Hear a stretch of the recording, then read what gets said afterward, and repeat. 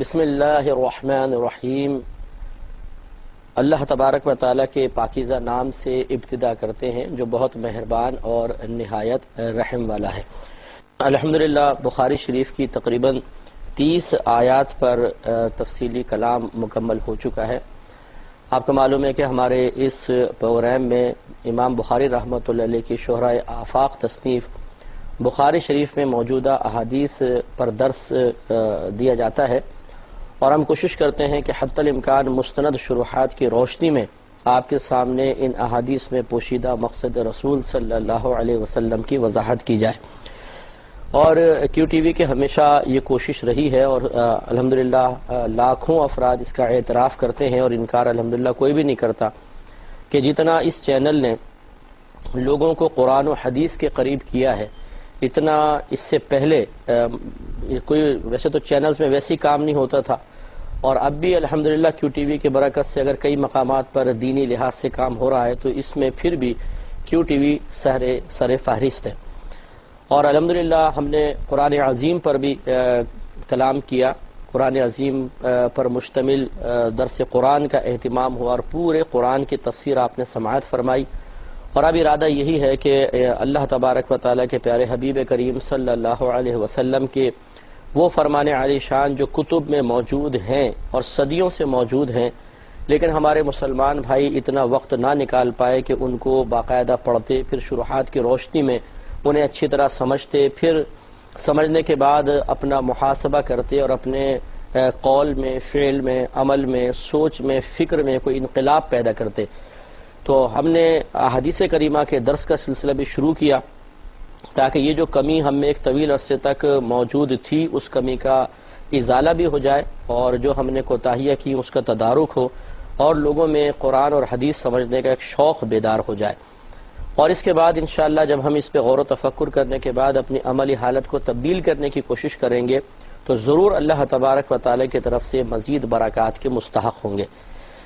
اسی سلسلے میں ہم نے یہ بخاری شریف کی پہلی جلد ہے، شروع سے ابتدا کی، اور تقریباً 30 حدیثیں مکمل ہو چکی ہیں، اور آج 31ویں حدیث انشاءاللہ عرض کی جائے گی۔ امام بخاری رحمۃ اللہ علیہ نے اس حدیث پاک کا عنوان قائم کیا ہے بابو ظلم دون ظلم، کہ ایک ظلم دوسرے ظلم سے کم ہوتا ہے، یعنی بعض ظلم بڑے ہوتے ہیں، بعض ظلم چھوٹے ہوتے ہیں، گویا کہ ظلم کے اندر بھی کیٹگریز ہیں، کسی کو آپ بڑا ظلم قرار دے سکتے ہیں اور کسی کو چھوٹا۔ اس کے تحت حضرت عبداللہ بن مسعود رضی اللہ تعالی عنہ سے مروی ایک حدیث کریمہ لائے ہیں کہ حضرت عبداللہ بن مسعود رضی اللہ تعالی عنہ سے مروی ہے کہ لما نزلت الذین آمنوا ولم یلبسوا ایمانہم بظلم، کہ جب یہ آیت کریمہ نازل ہوئی کہ وہ لوگ جو ایمان لائے اور انہوں نے اپنے ایمان کو ظلم کے ساتھ نہ ملایا، یعنی ان کی مدح بیان ہو رہی ہے مومنین کی کہ جو ایمان لائے اور انہوں نے اپنے ایمان کے ساتھ ظلم کو نہ ملایا۔ تو حضرت عبداللہ بن مسعود فرماتے ہیں قال اصحاب رسول اللہ صلی اللہ علیہ وسلم، کہ یہ سن کر اس آیت کریمہ کے مضمون کو سن کر نبی کریم صلی اللہ علیہ وسلم کے اصحاب نے اس طرح کہا کہ اینا لم یظلم، ہم میں کون ایسا ہے جو ظلم نہیں کرتا ہے۔ یعنی انہوں نے بہت اس کو آیت کریمہ پر عمل کو بہت ہی مشکل گمان کیا، کیونکہ دانستہ طور پہ نادانستہ طور پہ انسان سے کچھ زیادتی کا ارتکاب ہو ہی جاتا ہے، اور شرعی اصطلاح میں اسی زیادتی کو جو ناحق ہو جاتی ہے ظلم سے تعبیر کیا جاتا ہے۔ تو صحابہ کرام علیہم الرضوان اس آیت کریمہ کے مضمون کے ظاہر کو دیکھ کے کچھ پریشان ہوئے کہ ہم میں سے کون ایسا ہے جس سے کسی نہ کسی مقام پر کہیں نہ کہیں دانستہ نادانستہ ظلم کا ارتکاب نہیں ہو جاتا ہو، اور جب ظلم کا ارتکاب ہو جاتا ہے تو اس کا مطلب یہ ہے کہ ہم ان مومنین میں شامل نہیں ہوئے جن کی مدح اللہ تبارک و تعالی نے قرآن عظیم میں بیان فرمائی۔ جب انہوں نے یہ کویسچن کیا، اور یقیناً نبی کریم صلی اللہ علیہ وسلم سے سوال کیا گیا ہوگا، یہاں پہ حدیث میں ذکر نہیں کیا گیا، تو حضرت عبداللہ بن مسعود رضی اللہ تعالی عنہ کہتے ہیں کہ فَأَنزَلَ اللَّهُ عَزَّ وَجَلَّ، تو اللہ تبارک و تعالی نے اس کے بعد پھر یہ آیت کریمہ نازل فرمائی کہ ان الشرک لظلم عظیم، کہ بے شک شرک ضرور ایک بہت بڑا ظلم ہے۔ گویا کہ اللہ تبارک و تعالیٰ نے خود اپنی آیت کی تفسیر فرما دی۔ پہلے ارشاد فرمایا کہ وہ لوگ جو ایمان لائے اور انہوں نے اپنے ایمان کو ظلم کے ساتھ ملتبس نہ ہونے دیا، ملنے نہ دیا، ان کی مدح فرمائی، اور ظلم سے مراد کی خود وضاحت فرما دی کہ ہر ظلم نہیں ہے بلکہ یہاں پہ شرک مراد ہے، کہ وہ مومنین گویا کہ فلاح پا جائیں گے کہ جو ایمان لانے کی سعادت حاصل کرنے کے بعد اپنے ایمان کو شرک سے ملتبس ہونے سے بچاتے رہے، تو اللہ تبارک و تعالی ان کو بڑے اعلیٰ مقام اور مراتب عطا فرمائے گا اور وہ کامیاب ہوں گے۔ تو خلاصہ کلام یہ ہوا کہ صحابہ کرام علیہم رضوان نے آیت کریمہ میں ظلم کے لفظ سے ہر ظلم کو شمار کیا یا مراد لیا کہ شاید ہر قسم کے ظلم کے بارے میں اللہ تبارک و تعالی نے کلام فرمایا، لیکن پھر اللہ تعالی نے خود وضاحت فرما دی کہ ہر ظلم یہاں مراد نہیں ہے، بعض ظلم چھوٹے ہوتے ہیں، بعض ظلم بڑے ہوتے ہیں، لہٰذا یہاں ایک بہت بڑا ظلم مراد ہے اور وہ شرک عظیم ہے، شرک ہے جو بہت بڑا گناہ۔ تو اس سے معلوم ہوا ایک بات تو یہ کہ اللہ تبارک و تعالیٰ کی بارگاہ میں جس طرح نیک اعمال میں تفاوت ہے، فرق ہے، کہ سب سے اوپر فرض ہوتا ہے، پھر واجب ہے، پھر سنت مؤکدہ ہے، پھر سنت غیر مؤکدہ ہے، پھر مستحب ہے، پھر مباح ہے، اسی طریقے سے جو گناہ ہوتے ہیں ان میں بھی اللہ تعالیٰ کی بارگاہ میں کوئی بہت چھوٹے گناہ ہوتے ہیں اور کوئی بہت بڑے گناہ ہوتے ہیں۔ یہ الگ بات ہے کہ ہم مسلمانوں کو جن کا ایمان کامل ہو، جو واقعی اللہ تبارک و تعالیٰ کا خوف رکھتے ہوں، انہیں ہر گناہ کو بڑا ہی سمجھنا چاہیے۔ جیسے سیدہ عائشہ صدیقہ رضی اللہ تعالیٰ عنہا فرماتی ہیں کہ انسان جس گناہ کو معمولی سمجھے وہ گناہ کبیرہ ہے، سمجھ لیں وہی بڑا گناہ ہے کہ جس کو بہت معمولی سمجھتا ہے اور یہ سوچتا ہے میں نے کون سا بڑا گناہ کیا، چھوٹا سا تو گناہ ہے، لیکن وہ اللہ تبارک و تعالیٰ کی بارگاہ میں بہت بڑا گناہ شمار کیا جائے گا۔ چنانچہ ہمیں بھی غور و تفکر کرنا چاہیے اور کوشش یہی کرنی چاہیے کہ کوئی ایسی زیادتی کا ارتکاب نہ ہو کہ جو اللہ تعالیٰ کی بارگاہ میں ظلم شمار ہو، اور خصوصاً یہ ظلم عظیم جس کو شرک سے تعبیر کیا جاتا ہے، اس سے ہمیں ضرور بچنا چاہیے۔ تو پہلے ہم نے مختلف پروگرامز میں شرک کے بارے میں کلام کیا ہے، لیکن یہاں تھوڑا سا چونکہ گفتگو آ گئی ہے، یہ لفظ استعمال ہو گیا ہے، تو تھوڑا سی میں اس میں عرض کر دیتا ہوں کہ شرک کا مطلب ہوتا ہے اللہ تبارک و تعالیٰ کی ذات یا اللہ تعالیٰ کی صفات میں کسی کو شریک ٹھہرانا۔ ذات میں شریک ٹھہرانے کا مطلب یہ ہے کہ جیسے اللہ تبارک و تعالیٰ معبود ہے، ایسا ہی کسی غیر اللہ کو معبود سمجھنا، یعنی عبادت کے لائق سمجھنا۔ جیسے اللہ تعالیٰ قدیم ہے، ہمیشہ سے ہے، ایسا ہی کسی کو قدیم سمجھنا۔ جیسا اللہ تبارک و تعالیٰ کسی کا محتاج نہیں، غیر محتاج ہے، ایسا کسی کو ہر ایک سے غیر محتاج تصور کرنا، حتیٰ کہ معاذ اللہ اللہ تعالیٰ سے بھی یہ سمجھنا کہ اللہ کا بھی محتاج نہیں ہے، تو یہ بھی شرک ہے۔ اسی طریقے سے اللہ تبارک و تعالیٰ کے لیے بیوی ثابت کر دینا، اولاد ثابت کرنا، ماں باپ ثابت کرنا، یہ سب شرک کے زمرے میں آتے ہیں اور شرک فی ذات کہلاتے ہیں۔ اور ایک شرک فی صفات ہوتے ہیں کہ اللہ تبارک و تعالیٰ کی جیسی صفت ہے، جن اوصاف کی حامل ہے، ویسی صفت کسی مخلوق میں تسلیم کر لینا۔ جیسے کہ اللہ تعالیٰ کی ہر صفت قدیم ہے، ہمیشہ سے ہے، جیسے اللہ تعالیٰ کی ذات قدیم ہے، اللہ تعالیٰ کی صفات بھی قدیم ہے۔ اسی طرح اللہ تعالیٰ کی تمام صفات ذاتی ہیں، یعنی اسے کسی نے دی نہیں ہے، جو کسی کے دیے بغیر ہو اس کو ذاتی کہتے ہیں، جو کسی سے لیتا ہے انسان یا کوئی کسی کو دیتا ہے اس کو عطائی سے تعبیر کیا جاتا ہے۔ تو اللہ تبارک و تعالیٰ کے علاوہ کون ایسا ہے جو اللہ تعالیٰ، یعنی اللہ تعالیٰ کے علاوہ غیر اللہ کوئی کہ جو اللہ تعالیٰ کو صفات عطا کرے، معاذ اللہ، یہ تو ہو ہی نہیں سکتا۔ تو اللہ تعالیٰ کی تمام صفات ذاتی ہیں، عطائی نہیں ہیں، تو قدیم ہیں، ذاتی ہیں۔ تیسرا، اللہ تعالیٰ کی تمام صفات لا محدود ہیں، ان کی کوئی حد نہیں ہے۔ اور نمبر 4، اللہ تعالیٰ کی تمام صفات غیر فانی ہیں، ان پہ نہ تو فنا کبھی واقع ہوئی ہے اور نہ فنا واقع ہونا ممکن ہے، ہو ہی نہیں سکتا ہے کہ اللہ تعالیٰ کی کوئی صفت فنا ہو سکے۔ لہذا یہ صفات اگر کسی مخلوق میں بے عین ہی تسلیم کر لی جائیں تو یہ شرک ثابت ہوگا۔ پھر شرک کی مزید 2 قسمیں کی جاتی ہیں، ایک شرک جلی کہلاتا ہے اور ایک شرک خفی کہلاتا ہے۔ شرک جلی یعنی بڑا شرک، اور شرک خفی یعنی جلی سے مراد واضح شرک، اور شرک خفی سے مراد ایک پوشیدہ شرک۔ شرک جلی میں تو یہی آتا ہے جو میں نے ابھی آپ کو بتایا کہ اللہ تعالیٰ کی ذات یا صفات کے ساتھ کسی کو شریک ٹھہرا دینا۔ یہ چونکہ بالکل واضح ہوتا ہے اور ظاہری طور پر ہی ہوتا ہے، ہمارے کوئی عمل سے اندازہ کیا جائے گا، ہمارے قول سے اندازہ کیا جائے گا، اس لیے اس کو شرک جلی سے تعبیر کرتے ہیں۔ اور شرک خفی ریاکاری کو کہتے ہیں، یعنی انسان نیک عمل کرے لیکن مقصود اللہ تبارک و تعالی کی رضا نہ ہو، بلکہ لوگوں کی طرف سے تعریف، ان سے کچھ فائدے حاصل کرنا، ان کی طرف سے کچھ نقصانات سے بچنا، یا اپنے آپ کو کسی کے طنز سے بچانا، یا کسی محفل میں کسی مقام پہ مرکزی حیثیت حاصل کرنے کے لیے نیک عمل کرنا، اگر یہ فاسد ارادے شامل ہیں، اللہ تبارک و تعالی کی رضا بالکل مقصود نہیں ہے، تو یہ ریاکاری بھی شرک خفی کہلاتی ہے۔ نبی کریم صلی اللہ علیہ وسلم نے ارشاد فرمایا کہ مجھے تم پر شرک کا خوف نہیں ہے، لیکن یعنی شرک جو جلی کہلاتا ہے، لیکن ایک شرک خفی کا خوف ہے۔ تو پوچھا گیا رسول اللہ صلی اللہ علیہ وسلم شرک خفی کیا ہے؟ تو آپ نے فرمایا کہ ریاکاری۔ تو اس لیے اچھی طرح یاد رکھیں کہ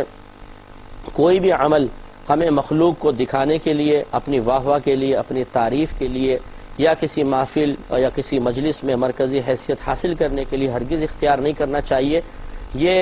ورنہ یہ شرک خفی کہلائے گا۔ یہ والا شرک اگرچہ کفر نہیں ہے، لیکن بہرحال گناہ کبیرہ ضرور ہے۔ اور اس سے ہمارے وہ بھائی درس حاصل کریں کہ جو کچھ ایسے نادان بھی ہیں جو یہ کہتے ہیں کہ بعض اعمال ایسے ہیں جنہیں ریاکارانہ طور پر بھی کیا جائے تو کوئی بات نہیں، اس پہ بھی ثواب ملے گا معاذ اللہ، جن میں ایک درود شریف بھی ذکر کرتے ہیں کہ درود پاک کو اگر ریاکاری کے طور پہ بھی پڑھا جائے تو اس پہ ثواب کا ترتب ہو جائے گا۔ ان سے پوچھا جائے کہ آپ نے کہاں سے یہ اجتہاد کیا ہے، اور کیا آپ کے اندر اجتہاد کی صلاحیت بھی ہے کہ نہیں ہے؟ آپ نے اتنی بڑی جرأت کر کے ریاکاری مطلقاً حرام ہے اور اس پر سخت وعیدات بیان کی گئی ہیں، اور کسی عمل کا استثناء ریاکاری سے، مطلب کسی عمل کا استثناء نہیں ہے کہ یہ عمل تم ریاکارانہ طور پہ کر سکتے ہو اور ان اعمال میں ریاکاری کرنا گناہ کبیرہ ہے۔ کسی عمل میں ریاکاری نہیں کر سکتے کیونکہ ریاکاری حرام ہے، لہذا درود پاک بھی فقط اللہ تبارک و تعالیٰ کی رضا کی خاطر پڑھا جائے، اللہ کی رضا ہی مطلوب ہو۔ حتیٰ کہ ہمارے اکابرین نے لکھا کہ اگر کوئی چاہتا ہے کہ نبی کریم صلی اللہ علیہ وسلم کی زیارت پاک ہو جائے اور اس کے لیے کوئی خاص درود پاک کوئی بتاتا ہے، تو پھر بھی وہ زیارت رسول صلی اللہ علیہ وسلم کے قصد و ارادے سے درود نہ پڑھے، بلکہ وہ فقط اللہ تبارک و تعالی کی رضا کی خاطر درود شریف پڑھے۔ یہ الگ بات ہے کہ دل کے کسی گوشے میں، ذہن کے کسی گوشے میں یہ کوئی خواہش دبی ہوئی ہو، کوئی ایک مقصد پوشیدہ ہو کہ مجھے نبی کریم صلی اللہ علیہ وسلم کی زیارت بھی ہو جائے، لیکن خاص قصد زیارت کے لیے نہ پڑھا جائے بلکہ اللہ تبارک و تعالی کی رضا کی خاطر پڑھا جائے، یہی افضل اور اولیٰ صورت ہے۔ لہذا ہمیں کوشش کرنی چاہیے کہ ہر قسم کے شرک سے اپنے آپ کو محفوظ کریں، اور اس کے لیے شرک سے متعلق مکمل معلومات کا حاصل ہونا بہت ضروری ہے، اور ایسے لوگوں کی صحبت میں رہنا بہت ضروری ہے کہ جن کی صحبت میں رہنے کی برکت سے انسان شرک سے محفوظ رہ سکتا ہے، یعنی شرک جلی سے بھی اور شرک خفی سے بھی۔ اور ساتھ میں یہ بھی ایک بات ذہن میں نشین، آخری بات میں عرض کر دیتا ہوں، یہ بھی ذہن میں رکھنی چاہیے کہ ہر چیز کو اپنی طرف سے شرک، زبردستی شرک بنا لینا، یہ بھی قطعاً غیر مناسب ہے۔ مسلم شریف کی روایت ہے، نبی کریم صلی اللہ علیہ وسلم نے ارشاد فرمایا، جس نے کسی مسلمان کو کافر کہا اور وہ مسلمان اس کفر کے لقب کا اہل نہیں ہے، یعنی حقیقتاً وہ کافر نہیں ہے، عقیدہ اس کے کفریہ نہیں ہے، تو اگر کسی نے کسی مسلمان کو کافر کہا اور وہ اس کفر کا اہل نہیں ہے تو کفر کہنے والے کی طرف لوٹ آتا ہے، یعنی وہ خود کافر ہو جائے گا جو کسی مسلمان کو کافر کہہ رہا ہے۔ تو ہمارے وہ بھائی بہن بھی درس حاصل کریں جو ہر بات پر بس بدعت، یہ کافر ہو گیا، یہ مشرک ہو گیا، بار بار اس طرح ہر چیز کے اوپر کفر و شرک کے فتوے لگاتے ہوئے نظر آتے ہیں، انہیں خوف خدا رکھنا چاہیے اور اس قسم کی حرکات سے اجتناب کرنا چاہیے۔ اگر آپ کو گمان ہوتا ہے کہ کسی کا عمل کفریہ ہے، یہ شرکیہ ہے، تو از خود فتویٰ جاری کرنے کے بجائے پہلے مستند علماء کرام اور مفتیان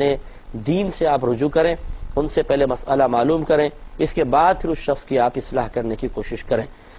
لیکن یہ طریقہ غلط ہے کہ بغیر کسی سے پوچھے خود اندازہ کر کے اور فوراً کفر و شرک کہہ دینا، یہ قطعاً غیر مناسب ہے۔ اگلا باب جو امام بخاری رحمۃ اللہ علیہ نے قائم فرمایا وہ ہے باب علامت المنافق، یعنی منافق کی علامت کا باب۔ پہلے سمجھ لیں کہ منافق کہتے کس کو ہے؟ منافق نفاق سے نکلا ہے، اور نفاق کا مطلب ہوتا ہے ظاہر و باطن کا جدا جدا ہونا، یعنی جیسا ظاہر ہے ویسا باطن نہ ہو، اور جیسا باطن ہے ویسا ظاہر نہ ہو، اس کو نفاق کہتے ہیں۔ اور جو اس نفاق کو رکھے ہوئے ہوتا ہے اپنے دل میں، یہ سمجھ لیں قلبی کیفیت کا نام ہے، تو جو اس نفاق کو اپنے دل میں رکھے ہوئے ہے، پیدا کیے ہوئے ہے، اس کو منافق کہا جاتا ہے۔ پھر یہ منافق دو طرح کے ہوتے ہیں، ایک منافق اعتقادی کہلاتا ہے اور ایک منافق عملی کہلاتا ہے۔ منافق اعتقادی سے مراد وہ شخص ہے کہ جو دل سے تو نبی کریم صلی اللہ علیہ وسلم کی نبوت کا قائل نہ ہو، لیکن زبان سے اپنے آپ کو مسلمان کہتا رہے، یہ منافق اعتقادی ہے، کیونکہ اس نے اپنے اعتقاد کو چھپایا ہوا ہے۔ جو دل میں اعتقاد ہے وہ علیحدہ ہے، جو زبان سے ذکر کر رہا ہے وہ اعتقاد، وہ زبان سے نکلنے والے الفاظ کسی اور ہی اعتقاد کی طرف اشارہ کر رہے ہیں، چنانچہ اس کے اعتقاد میں تبدیلی ہے، اندر کچھ باہر کچھ۔ اور یہ وہ منافقین تھے جو نبی کریم صلی اللہ علیہ وسلم کے دور مبارکہ میں تھے، اور انہوں نے اپنے نفاق کو چھپایا ہوا تھا۔ بعد میں اللہ تبارک و تعالیٰ نے بہرحال ان کے نفاق کو ظاہر فرما دیا تھا اور یہ رسوا ہوئے، لیکن یہ نبی کریم صلی اللہ علیہ وسلم کے دور میں موجود تھے۔ آج کل کے دور میں اس قسم کے منافق اب نظر نہیں آتے ہیں، کیونکہ اب سب واضح طور پہ کفر بھی علیحدہ ہو گیا اور نفاق بھی علیحدہ ہو چکا ہے۔ اور دوسرا منافق ہوتا ہے منافق عملی۔ منافق عملی کا مطلب یہ ہوتا ہے کہ اس کا اعتقاد تو ٹھیک ہوتا ہے، وہ ظاہر سے بھی مومن ہے اور باطن سے بھی مومن ہے، پکا مسلمان ہے، لیکن وہ عمل ایسے اختیار کرتا ہے جو منافقین کی عادت میں شامل ہوتے ہیں، اس لیے اسے منافق عملی کہتے ہیں، یعنی عمل کے اعتبار سے منافق ہے، اعتقاد کے اعتبار سے منافق نہیں۔ تو منافق اعتقادی یاد رکھیں کافر ہوتا ہے، مرتد ہوتا ہے، اور جہنم کے سب سے نچلے طبقے میں ہوگا، جبکہ منافق عملی یہ مطلب گناہگار تو ہوگا اپنے عمل کی وجہ سے، لیکن کافر نہیں ہوتا ہے۔ اب جو حدیث آگے آ رہی ہے اس میں منافق عملی کا ہی تذکرہ ہے، منافق اعتقادی کا نہیں۔ حضرت ابو ہریرہ رضی اللہ تعالی عنہ سے مروی ہے، اور یہ 32ویں حدیث پاک ہے، یہ ذہن میں رکھیے گا۔ حضرت ابو ہریرہ رضی اللہ تعالی عنہ سے مروی ہے، یہ کہتے ہیں کہ عن النبی صلی اللہ علیہ وسلم قال، نبی کریم صلی اللہ علیہ وسلم سے مروی ہے کہ آپ نے ارشاد فرمایا، آیت المنافق ثلاث، منافق کی نشانی 3 ہے، اذا حدث کذب، کہ جب وہ بات کرتا ہے تو جھوٹ بولتا ہے، واذا وعد اخلف، اور جب وعدہ کرتا ہے تو وعدہ خلافی کرتا ہے، واذا اؤتمن، اور جب اس کے پاس امانت رکھوائی جائے خانہ تو خیانت کرتا ہے۔ 33ویں حدیث بھی لے لیتے ہیں کیونکہ اس سے ریلیٹڈ ہے، پھر اس پہ انشاءاللہ کچھ کلام کریں گے۔ دوسری حدیث جو 33ویں ہے حضرت عبداللہ بن عمرو رضی اللہ تعالی عنہ سے مروی ہے، یہ کہتے ہیں کہ ان نبی صلی اللہ علیہ وسلم قال، نبی کریم صلی اللہ علیہ وسلم نے ارشاد فرمایا، اربع من کن فیہ کان منافقا خالصا، 4 خصلتیں ایسی ہیں کہ جس شخص میں ہو وہ خالص یعنی پکا منافق ہے، ومن کانت فیہ خصلۃ منہن، اور وہ شخص کہ اس میں ان میں سے کوئی ایک خصلت ہو، کانت فیہ خصلۃ من النفاق، تو اس میں گویا کہ نفاق کی ایک خصلت موجود ہے، حتی یدعہا، یہاں تک کہ وہ اس کو چھوڑ دے۔ اور پھر سرکار نے وہ خصلتیں بتائیں کہ اذا اؤتمن خانہ، جب اس کے پاس امانت رکھوائی جائے تو خیانت کرے، وَإِذَا حَدَّثَ كَذَبَ، اور جب بات کرتا ہے تو جھوٹ بولتا ہے، وَإِذَا عَاهَدَ غَدَرَ، اور جب وہ کوئی معاہدہ کرتا ہے تو وعدہ خلافی کر دیتا ہے، معاہدہ توڑ دیتا ہے، وَإِذَا خَاصَمَ، اور جب وہ جھگڑا کرتا ہے، کسی سے جھگڑا ہو جائے، فَجَرَ، تو پھر وہ فحش کلامی سے کام لیتا ہے، گالیاں بکتا ہے، گندی باتیں زبان سے نکالتا ہے۔ تو ان دونوں حدیثوں کو اگر دیکھا جائے، ان میں کچھ باتیں تو ایک جیسی ہیں، اور ایک حدیث میں جو ہے وہ آگے بات دوسری بیان کی گئی، انشاءاللہ زندگی رہی تو نیکسٹ پروگرام میں ان تمام باتوں پہ تھوڑا تھوڑا کلام کریں گے، اور ہم سب اپنا اپنا محاسبہ کریں گے کہ خدا نہ خواستہ یہ خصلتیں ہم میں تو نہیں، اگر ہیں تو اس سے کیسے بچا جائے۔ اللہ تعالی ہمیں وہ پروگرام دیکھنے کی بھی توفیق عطا فرمائے، آمین۔ وآخر دعوانا ان الحمد للہ رب العالمین۔